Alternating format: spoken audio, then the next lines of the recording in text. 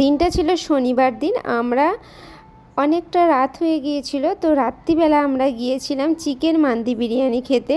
এখানে আসার পর থেকে শুনছি চিকেন মান্দি বিরিয়ানি নাকি দারুণ খেতে। চলো, ওই জন্যই আমরা চলে এসেছি একটা আরবি রেস্টুরেন্টে। তো এখানে আরবিদেরই নাকি এটা একটা স্পেশাল ডিশ, আর খেতেও নাকি খুব সুন্দর। ওই জন্য আমরা সবাই মিলে চলে এসেছি। আমরা এসেছিলাম 6 জন।